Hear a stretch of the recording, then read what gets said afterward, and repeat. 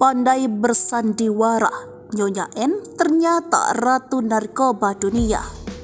Sosok Nyonya N alias Han asal Berun Aceh membuat heboh lantaran ternyata punya bisnis haram hingga dijuluki sebagai ratu narkoba. Ia dikabarkan baru saja ditangkap petugas BNN beberapa hari lalu di Kabupaten Berun Aceh. Kabar penangkapan Nyonya N viral setelah diunggah di akun Instagram @raka_aceh pada Selasa 22 Agustus 2023. Ia mahir bersandiwara untuk menutupi jati diri sebenarnya sehingga banyak orang yang mengira ia sosialita atau istri pejabat. Diketahui jika ternyata sosok AR suami pertama Nyonya N lah yang mengenal bisnis gelap ke istrinya hingga dijuluki ratu narkoba.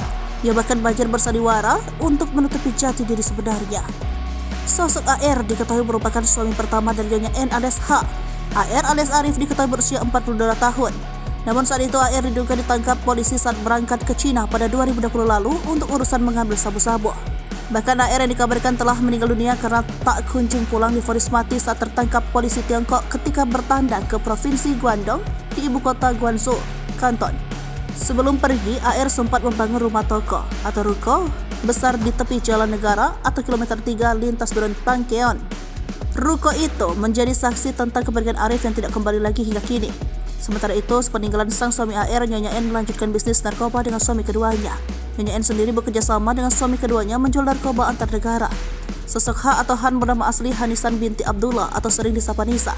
Diketahui jika wanita berusia 38 tahun ini berasal dari Grendong Pasir, Kabupaten Aceh Utara. Selama ini sosok Nisa diketahui tinggal di sebuah rumah mewah yang ada di kawasan Gampong Juli Pasir, Kecamatan Juli, Berun Aceh. Namun tanpa diduga, wanita kerap hidup glamour ini ternyata merupakan bandar narkoba atau ratu narkoba.